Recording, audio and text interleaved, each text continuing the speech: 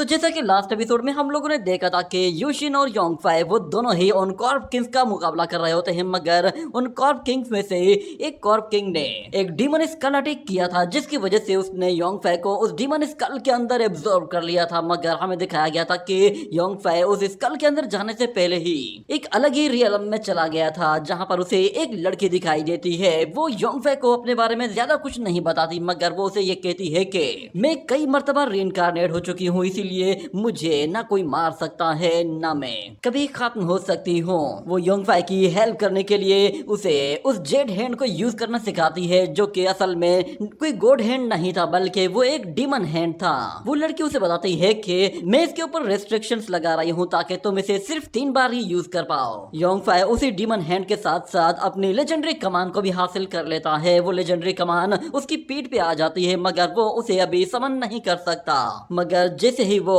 उस रियलम से बाहर आता है तो वो उसी जाइंट हैंड को यूज करता है। तो हमें दिखाया जाता है कि वो हेवनली डीमन हैंड इतना बड़ा होता है कि वो एक बार में ही दोनों ही कॉर्प किंग्स को निपटा देता है। वो दोनों ही कॉर्प किंग 2 पिल्स में कन्वर्ट हो जाते हैं। इसके बाद अब हमें न्यू एपिसोड में दोबारा से शेनलान अकेडमी का सीन दिखाया जाता है, जहां पर शेनलान अकेडमी का डीन उयानमिंग और डीन जेंग मौजूद होते हैं। वो दोनों ही कॉर्प ड्राइव सेक्ट के बारे में सुन चुके थे और वो काफी एंजॉय करते हुए कहते हैं कि सोचा भी नहीं था कि कॉर्प ड्राइव सेक्ट वो दोबारा से अपीयर होगा और इतना जल्दी कुछ जूनियर्स के हाथों खत्म भी हो जाएगा।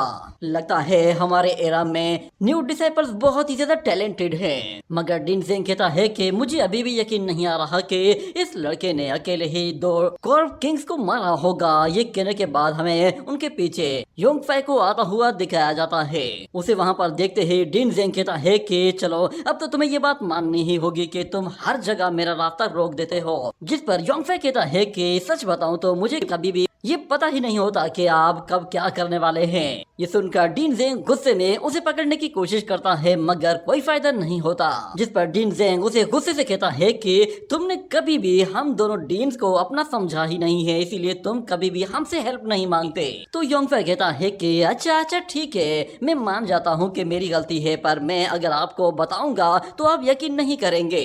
असल में उन दोनों कॉर्प किंग्स को जिसने भी मारा है उसने हेवनली डीमन हैंड टेक्निक को यूज किया था, जो कि एक लेजेंडरी हैंड था। ये कहने के साथ वो उन लोगों को वैसे ही टेक्निक यूज करके भी दिखाता है। मगर योंगफाई की इस हैंड टेक्निक में पावर बिल्कुल भी नहीं होती। मगर यहाँ पर डीन जेंग को लगा कि शायद वो उसके साथ मजाक कर रहा है, जिस पर वो उससे कहता है कि तुम मुझे बेवकूफ बनाने की कोशिश कर रहे हो। ये कहने के साथ वो फौरन से अपना रेड निकालता है और उसे रेड लेग के साथ मारने की कोशिश करता है, जिस पर योंगफाई अपने आप को बचाता है और कहता है कि देखा मैंने कहा था, अब मुझ पे यकीन नहीं करेंगे। ये सुनते ही डीन उयानमिंग हंसना शुरू कर देता है और कहता है कि अगर उन कॉर्प किंग्स को मारने वाले तुम लोग नहीं हो तो फिर इसका मतलब है कि वो तुम दोनों नहीं होगे। मगर मैं तुम्हें बता दूं कि कॉर्प किंग्स के रिवाइव होने की वजह से वे ऑफ हेवन पूरी तरह से डिस्टर्ब हो चुका है, इसीलिए अब तुम लोगों को ज्यादा संभल कर रहने की जरूरत है। और तुम्हें एक बात अच्छी तरह से याद रखनी चाहिए, तुम जिस लड़की को अपनी पास्ट लाइफ वाली लड़की समझ रहे हो, ये वो बिल्कुल भी नहीं है। ये एक न्यू लड़की है, उसके पास एक न्यू लाइफ है, न्यू मेमोरी है। ये सुनकर योंगफाई कहता है कि डीन आप भी मेरे साथ मजाक कर रहे हैं। तो डीन उयानमिंग भी हंसना शुरू कर देता है और कहता है कि अच्छा ठीक है, मैं भी मजाक कर रहा था, मैं इसके बारे में ज्यादा कुछ भी नहीं जानता, मैं वैसे भी काफी बूढ़ा हो चुका हूँ, तो अब मेरे अंदर उतनी एबिलिटी नहीं रही। जिस पर योंगफाई उससे कहता है कि फिर भी आपने कोशिश की, इसके लिए आपका बहुत बहुत शुक्रिया। इतने में हमें दिखाया जाता है वहाँ पर यूशिन की एंट्री होती है और वो सीधा योंगफाई के पास आती है। योंगफाई उसे अपनी शेनलान अकेडमी में लेकर आया था और उसे वहाँ पर देखते ही डीन जेंग और डीन उयानमिंग वो हल्का सा खांसते हैं और कहते हैं कि अच्छा ठीक है, तुम दोनों अपना टाइम स्पेंड करो, हम लोग तुम्हें बिल्कुल भी डिस्टर्ब नहीं करेंगे। ये कहने के साथ वो दोनों ही वहाँ से चले जाते हैं और यहाँ पर योंगफाई वो यूशिन की तरफ देखता है और फिर हमें दिखाया जाता है कि वो यूशिन को लेकर सीधा अपने घर चला आता है, जहाँ पर चेनशी पहले से ही मौजूद थी। और यहाँ पर यूशिन उससे कह रही होती है कि तुम्हारा बहुत बहुत शुक्रिया कि तुम मुझे फेंगडू माउंटेन से बाहर लेकर आए हो। सच बताऊं तो फेंगडू माउंटेन से बाहर की दुनिया बहुत ज्यादा खूबसूरत है। तो योंगफाई योंगफे उससे कहता है कि जब मैं गॉड सेमेट्री से बाहर निकला था तो मैं भी ये दुनिया देखकर बिल्कुल हैरान हो गया था, क्योंकि इतने लंबे टाइम के बाद ये दुनिया बिल्कुल चेंज हो चुकी थी। मेरी न्यू लाइफ में ऐसी बहुत सारी नई चीजें आ चुकी थी जिन्हें देखकर मैं खुद भी काफी सरप्राइज था। इतना कहने की देर थी कि वहाँ पर चेंशी भी आ जाती है और वो योंगफे को वहाँ पर देखते ही उसकी तरफ दौड़ी चली आती है। वो वहाँ पर काफी टाइम से उसका वेट कर रही थी, मगर योंगफे कहता है कि मैंने इस लड़की को सिर्फ कुछ मंथ ही नहीं देखा और ये कुछ मंथ में इतना ग्रो कर गई है। मगर यहाँ पर चेंची वो यूशिन को देखती है तो वो वहीं पे ही रुक जाती है और दोनों ही लड़कियां फिर एक दूसरे को घूर घूर कर देख रही होती हैं। इतने में चेंशी कहती है कि ये लड़की मुझे कुछ जानी पहचानी लग रही है, ऐसा लग रहा है कि जैसे मैंने इसे पहले भी देखा है।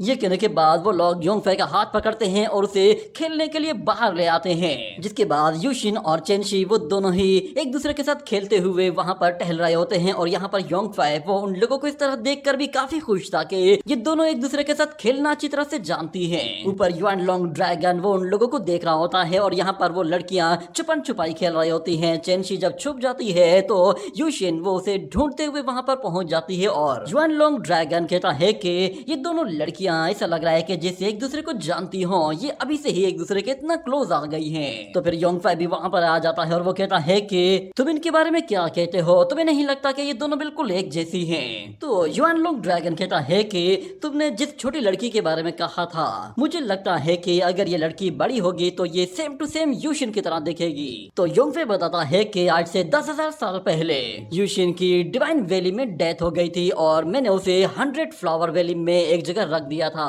ताकि उसकी बॉडी रीइंकार्नेट हो सके। और 10,000 साल के बाद मैंने वहाँ पर सेम उसी जगह पर चेंशी को देखा था, वही उस जेड लोटस की पावर्स को एब्जॉर्ब कर रही थी। और यहाँ पर देखो ये दोनों बिल्कुल एक जैसी ही हैं। इन दोनों को देखकर लग रहा है कि इन दोनों का कुछ ना कुछ तो यूशिन से लेना देना जरूर होगा। जहाँ तक मैं चेंशी को जानता हूँ वो तो 100% श्योर है, क्योंकि मैं खुद उसे वहाँ पर लेने के लिए गया था। मगर यहाँ पे हमें दिखाया जाता है कि चेंशी और यूशिन जब वो दोनों आपस में खेलती हैं तो चेंशी बहुत ज्यादा खुश होती है और कहती है कि सिस्टर मैं आपको बहुत पसंद करती हूँ, मुझे आपसे खेल कर ऐसा लग रहा है कि जैसे आप भी बिल्कुल मेरी तरह है, शायद हम दोनों बिल्कुल एक जैसे हैं।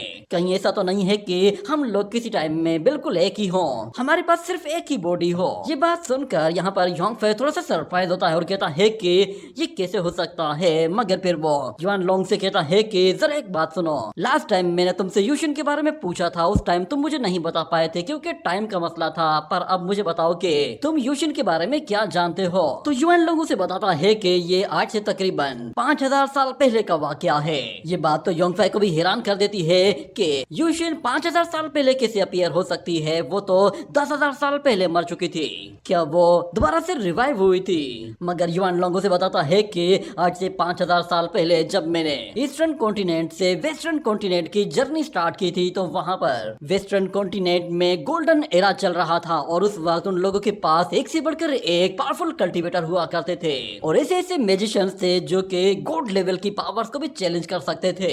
उन लोगों की मैजिक पावर देखने के बाद तो बड़े बड़े मैजिशियंस भी उनका मुकाबला नहीं कर पाते थे, जिसके बाद वहाँ पर सेम उसी एरा में गॉड ऑफ वार की भी रीइंकार्नेशन हुई थी। मगर उन गॉड ऑफ वार में जो सबसे ज्यादा खतरनाक गॉड ऑफ वार थे उनमें टॉप में सिर्फ और सिर्फ यूशिन का नाम आता था, जो कि ईस्टर्न कॉन्टिनेंट से बिलोंग करती थी। उसने अकेले ही 7 हेडेड ड्रैगन स्नेक को भी ठिकाने लगा दिया था और साथ में 8 विंग एंजल को अकेले एक ही सोड अटैक के साथ खत्म कर दिया था। और कहा जाता है कि उसके पास 5 जूनियर्स भी थे जो कि उसके फॉलोवर्स कहलाते थे। वो एरा असल में गॉड ऑफ वार और गॉड ऑफ मैजिक का एरा था। मगर मुझे बाद में पता चला था कि यूशिन वो वेस्टर्न जर्नी में भी आई थी और उसने वेस्टर्न कल्टीवेटर्स को भी चैलेंज किया था, मगर वो वहाँ पर कुछ तलाश करने के लिए आई थी। उसके साथ उसका एक व्हाइट ड्रैगन भी हुआ करता था। उसके बारे में आज तक किसी को पता नहीं चला कि वो वहाँ पर क्या चीज ढूंढने के लिए निकली थी। मगर योंगफे कहता है कि व्हाइट ड्रैगन, वो व्हाइट ड्रैगन कौन था?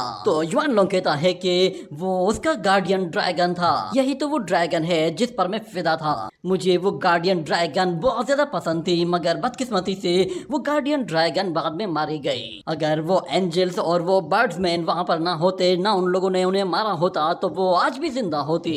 ये सुनने के बाद योंगफे कहता है कि आज अच्छा, तो अब समझ में आया कि तुमने बगैर किसी शर्त के मेरी हेल्प करने के लिए कॉर्प ड्राइव सिक को डिस्ट्रॉय करने का फैसला क्यों किया था। मगर मुझे बताओ तो सही कि आखिर उसके बाद यूशिन कहाँ चली गई थी। तो युआन लोंग उससे कहता है कि वो जिस चीज को तलाश करने के लिए आई थी वो उसे नहीं मिली थी, जिसके बाद वो अचानक कहीं डिसअपियर हो गई थी। अगर वो उस टाइम पे वहाँ पर मौजूद होती तो शायद उस व्हाइट ड्रैगन गार्डियन को कोई मार ही नहीं पाता। उसे मारना तो बहुत दूर की बात है, कोई उसे छू तक नहीं पाता। ये कहने के बाद वो अपनी जेट बोतल निकालते हुए उससे वाइन पीता है और कहता है कि यूशिन के बारे में वेस्टर्न कॉन्टिनेंट में एक बहुत ही मशहूर कहावत है।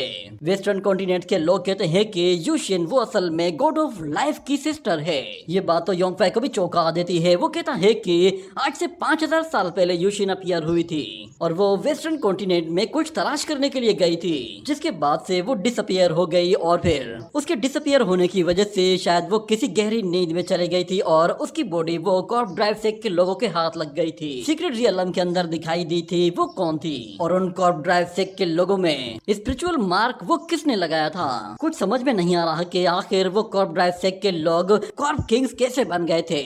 उनकी सच्चाई के बारे में जानने के लिए मेरे पास अभी क्लू बहुत ही कम है, मगर वहीं पे ही हमें दिखाया जाता है कि चेंशी वो यूशिन के साथ गेम खेल रही होती है और उस गेम में चेंशी जीत जाती है, जिस पर वो बहुत ज्यादा खुश होती है और यूशिन भी उसके साथ खेलकर काफी खुश नजर आ रही थी। जिसके बाद वो चेंशी से कहती है कि तुम तो काफी स्मार्ट हो, मेरे ख्याल से जीत की खुशी में मुझे तुम्हें कोई रिवॉर्ड देना चाहिए। ये कहने के बाद वो फौरन से कॉर्प किंग की डिवाइन पिल बाहर निकालती है, जो कि हाईएस्ट रैंकिंग की डिवाइन ब्लड पिल थी। उसे देखते ही युआन लोंग के मुंह में पानी आ जाता है और वो कहता है कि ये तो एक डिवाइन ब्लड पिल है, मुझे ये हर हाल में चाहिए। ये कहने के बाद वो फौरन से यूशिन के कदमों में जाकर गिर जाता है और उससे रिक्वेस्ट करते हुए कहता है कि फिर यूशिन प्लीज मेरे लिए भी ऐसी एक डिवाइन पिल बना दो, मुझे सिर्फ एक ही पिल चाहिए, मैं तुमसे ज्यादा बिल्कुल भी नहीं मांगूंगा। मैंने अपनी लाइफ में कोई भी बड़ी अचीवमेंट नहीं की है, पर मैं तुमसे वादा करता हूँ कि एक बार तुम मुझे अपनी ब्लड पिल दे दो तो उसके बाद मैं हर जगह तुम्हारी मदद करूंगा। ये देखते ही योंगफा कहता है कि यहाँ गांव बसा नहीं और भिखारी पहले पहुंच गया। ये ड्रैगन जहाँ भी पिल्स देखता है वहीं पे ही अपनी जबान निकाल लेता है। पता नहीं इतनी लालच इसके अंदर कहाँ से आती है। मगर युआन लोंग उससे कहता है कि तुम इस ब्लड पिल के बारे में जानते ही नहीं, मेरे लिए तो ये एक पिल भी काफी होगी। मगर जहाँ तक बात तुम्हारी है तो तुमने मुझसे कुछ वादा किया था, तुम तो मुझे 70 ब्लड पिल्स देने वाले थे, मगर तुमने उनमें से मुझे सिर्फ और सिर्फ 30 पिल्स दी हैं, बाकी कहाँ हैं। ये सुनकर योंगफे परेशान हो जाता है और वो कहता है कि अच्छा ठीक है, सबके सामने बेइज्जती क्यों कर रहे हो। मगर यूशिन और चेंशी हंसना शुरू कर देती हैं और यूशिन उससे कहती है कि अच्छा ठीक है, तुम लोगों ने मेरी जान बचाने में काफी हेल्प की है और अब यहाँ पर योंगफे की इज्जत पर बात बन गई है, तो फिर मैं उसकी इज्जत बचाने के लिए तुम्हें ये ब्लड पिल आराम से दे सकती हूँ, मुझे इसमें कोई प्रॉब्लम नहीं। ये कहने के साथ वो उसे वो रेड पिल दे देती है, जिसे लेकर युआन लोंग ड्रैगन तो खुशी के मारे पागल सा हो जाता है और फौरन से उस पिल को खा लेता है। और उसे खाने के बाद हमें दिखाया जाता है कि जैसे ही वो पिल उसके पेट तक पहुंचती है तो उस पिल का इफेक्ट शुरू हो जाता है और युआन लोंग ड्रैगन वो अपने आप ही हवा में ऊपर आने लगता है और उसकी बॉडी बहुत ज्यादा एनर्जी एब्जॉर्ब करना शुरू कर देती है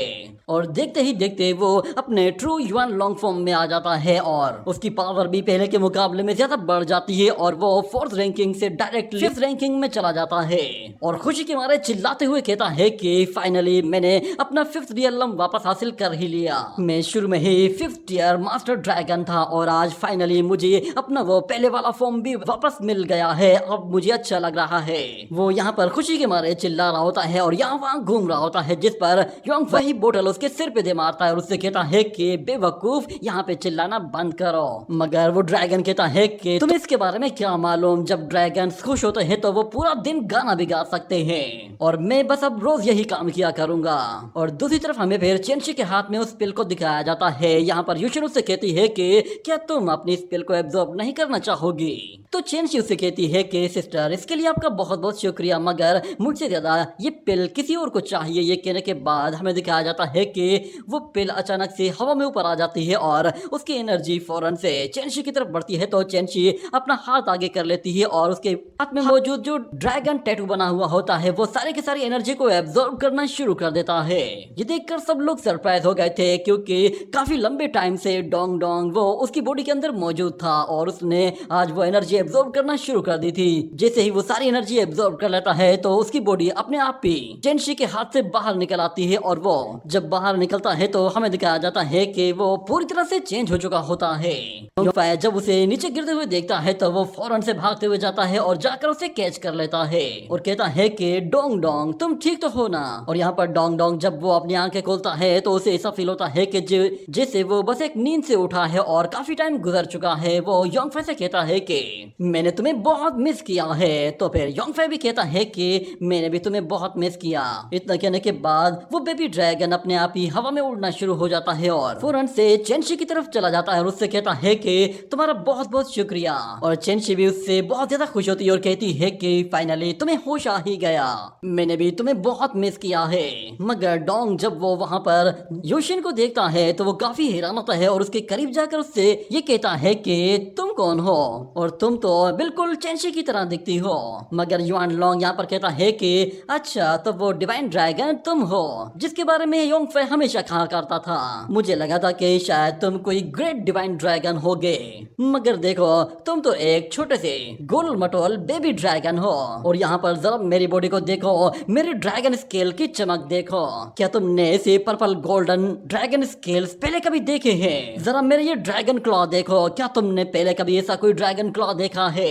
अब जरा मेरे इन लहराते हुए गोल्डन हेयर्स को देखो। तुम लोग मुझे सिर्फ और सिर्फ इसलिए अंडर एस्टिमेट करते हो क्योंकि मैं 5th रैंकिंग का ड्रैगन हूँ, जबकि मैं अपने पास्ट में एक बहुत ही खतरनाक और काफी हैंडसम ड्रैगन हुआ करता था। इतना कहने की देर थी कि डोंग डोंग उसके बिल्कुल सामने आ जाता है, जिस पर युआन लोंग थोड़ा सा डर गया था कि इसे क्या हुआ है। मगर वो बेबी ड्रैगन कहता है कि मुझे गुस्सा आ गया तो फिर इसका नतीजा बहुत बुरा निकलता है। ये कहने के बाद वो युआन लोंग ड्रैगन को अपनी एनर्जी के जरिए एक जायंट पंच क्रिएट करते हुए उसके मुंह पर वो पंच दे मारता है, जिससे युआन लोंग ड्रैगन वहां से दूर जा गिरता है और वो बेबी ड्रैगन इतनी एनर्जी कंज्यूम करने की वजह से भी नीचे गिर जाता है। तो योंगफाई उसे फिर से पकड़ लेता है, जिस पर वो बेबी ड्रैगन कहता है मैं अपने आप को बहुत ज्यादा वीक फील कर रहा हूँ और मुझे काफी भूख भी लगी है। मैं इसी वक्त तुम्हारे हाथ की बनी हुई चिकन ग्रिल खाना चाहता हूँ। तो योंगफाई उससे कहता है कि तुम अभी अभी होश में आए हो, तुम्हारी बॉडी काफी ज्यादा वीक है, इसीलिए तुम्हें थोड़ा सा संभल कर अपनी एनर्जी यूज करनी चाहिए। मैं जाकर तुम्हारे लिए खाने पीने का बंदोबस्त कर देता हूँ। एक बार तुम खाना खाओगे तो तुम फिर से एनर्जेटिक फील करोगे। और वहीं पे ही फिर हमें दिखाया जाता है कि वो लोग खाने पीने की टेबल पर जाकर बैठते हैं और योंगफाई उन लोगों के लिए मजे मजे के खाने बनाकर लाता है। और वो बेबी ड्रैगन जब वहाँ पर रोस्टेड चिकन को देखता है तो वो बहुत खुश होता है क्योंकि वो रोस्टेड चिकन हमेशा से उसकी फेवरेट रही है। मगर यहाँ पर युआन लोंग ड्रैगन जब वो उस चिकन को देखता है तो उसकी नीयत उस पर खराब हो जाती है और वो उस चिकन को खाने की कोशिश करता है। तो डोंग डोंग फौरन से उसका हाथ पीछे हटाता है और अपनी चिकन को प्रोटेक्ट करने के लिए फौरन से अपना विंग खोलकर खड़ा हो जाता है और उस चिकन में से हल्का सा पीस काट के युआन लोंग को देता है। तो युआन लोंग यहाँ पर गुस्से में बिल्कुल लाल पीला हो जाता है और कहता है कि ये छोटा फिद्दी मेरी इंसल्ट कर रहा है। वो फौरन से उस छोटे ड्रैगन के पीछे पड़ जाता है और कहता है कि तुम्हारी हिम्मत कैसे हुई, तुम मेरी बार बार इंसल्ट कर रहे हो, मैं तुम्हारे ग्रैंडपा की उम्र का हूँ। जिसके बाद अगले सीन में हमें दिखाया जाता है कि वो लोग दोबारा से उसी टेबल पर बैठकर खाना खा रहे होते हैं और योंगफाई वो यूशिन से कहता है कि मैं जानता हूँ कि तुम्हारे पास एक स्पेशल कॉन्स्टिट्यूशन पावर है, इसीलिए तुम्हें नॉर्मल ह्यूमन फूड पसंद नहीं आएगा, इसीलिए मैंने तुम्हारे लिए एक स्पेशल फूड बनाया है।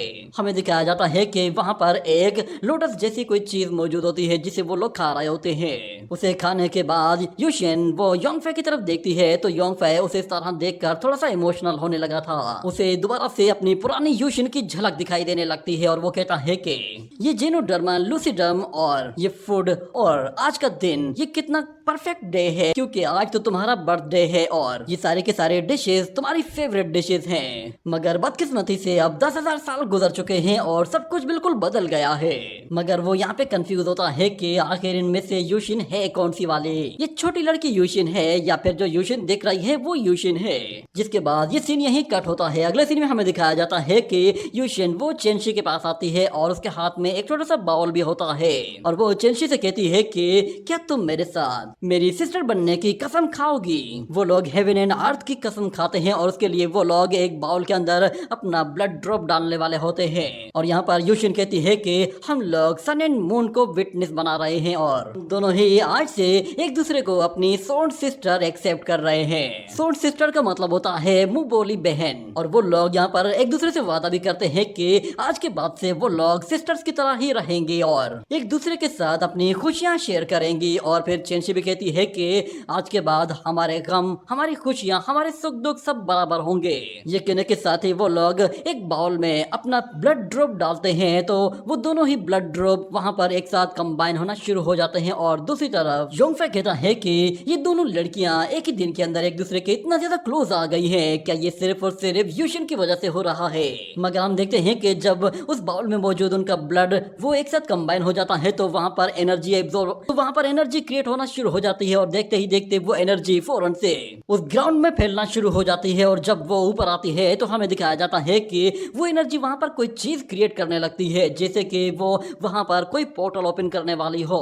ये देखकर यहाँ पर युआनलोंग ड्रैगन और योंगफे दोनों ही हैरान हो जाते हैं और जैसे ही वो लोग आगे बढ़ते हैं तो हमें दिखाया जाता है कि उस पोर्टल से एक ऐसी एनर्जी रिलीज होती है कि जो हर एक चीज को फ्रीज कर देती है। योंगफे, युआनलोंग ड्रैगन, यहाँ तक कि वो बेबी ड्रैगन भी वहीं पे ही लॉक हो गया था और चेंची और यूशिन दोनों ही हवा में ऊपर आते जा रहे होते हैं और सीधा उसी पोर्टल के बिल्कुल करीब आ गए थे। और वो पोर्टल जैसे ही ओपन होता है तो हमें दिखाया जाता है कि योंगफे की बॉडी में अचानक से कुछ मूवमेंट होती है और उसकी बॉडी में मौजूद यिन यांग एनर्जीज वो योंगफे की बॉडी में मौजूद उस एनर्जी को एब्जॉर्ब करते हुए उस इफेक्ट को खत्म करने की कोशिश करती हैं। और चेंची और यूशिन जब वो उस पोर्टल के बेहद करीब आ जाती हैं तो वो पोर्टल अपने आप ही खुल जाता है और हमें उसके अंदर से एक और फिगर को निकलते हुए दिखाया जाता है। वो लड़की भी असल में यूशिन ही होती है, मगर वो काफी बदली हुई लग रही थी। ऐसा लग रहा था कि जैसे वो अपर रियल की यूशिन हो और उसका फॉर्म भी एक गॉड फॉर्म की तरह लग रहा था। ये देखकर तो योंगफे भी चौंक गया था और वो कहता है कि ये कैसे पॉसिबल हो सकता है, ये भी यूशिन है। और वो गॉडेस जब अपनी आंखें खोलती है तो वो उन लोगों को एक पजल बताती है जिसमें वो पहले गॉड्स और डीमंस का नाम लेती है और उसके बाद वो वेस्टर्न रीजन का नाम लेती है और फिर उन लोगों से 100 फ्लावर वैली का नाम लेते हुए अपने मुंह से शॉक वेव्स रिलीज कर रही होती है। उसकी बातों की वजह से उन लोगों के सर में दर्द होने लगा था। और योंगफे कहता है कि यूशिन तुम कहाँ हो? इतना कहने की देर थी कि यूशिन की वो बॉडी वहां से गायब होकर चली जाती है और वो पोर्टल दोबारा से बंद हो जाता है। यहाँ पे हमें दिखाया जाता है कि यूशिन के जाते ही स्टैग्नेशन एनर्जी वो पूरी तरह से खत्म हो जाती है और सब लोग रिलीज हो जाते हैं। और यहाँ पर योंगफे दोबारा से कंफ्यूज हो जाता है कि आखिर ये क्या था, क्या ये कोई इल्यूजन था या फिर ये रियल यूशिन थी? मगर ये कैसे मुमकिन हो सकता है क्योंकि यूशिन को मरे हुए 10,000 साल हो चुके हैं। कहीं ऐसा तो नहीं है कि ये जो बॉडी अपीयर हुई थी ये यूशिन की बॉडी को हेवन एंड अर्थ में प्रोटेक्ट कर रही है? और फिर वो उसकी पहेली को याद करता है। उसने गॉड्स, डीमंस और वेस्ट के साथ 100 फ्लावर वैली का भी नाम लिया था। ये बात सुनने के बाद यहाँ पर चेंशी वो योंगफे से कहती है कि ब्रदर, लगता है कि शायद अब हम दोनों को एक दूसरे से फिर से अलग होना पड़ेगा। और यूशिन से कहती है कि मैं चेंशी को लेकर 100 फ्लावर वैली की तरफ जा रही हूँ। ये सुनते ही योंगफे कहता है कि ठीक है, मैं भी तुम्हारे साथ चलूंगा। मगर यूशिन उसे साफ साफ मना कर देती है कि उस स्पिरिचुअल बॉडी ने हमें कहा है कि हमें 100 फ्लावर वैली की तरफ जाना है और तुम्हें वेस्ट की तरफ जाना है। तुम जिस चीज के बारे में जानना चाहते हो उसका जवाब तुम्हें वेस्ट की तरफ मिलेगा। ये सुनने के बाद वो वेस्टर्न जर्नी के बारे में सोचना शुरू करता है और उसी के साथ ही ये एपिसोड यहीं पे ही एंड हो जाता है।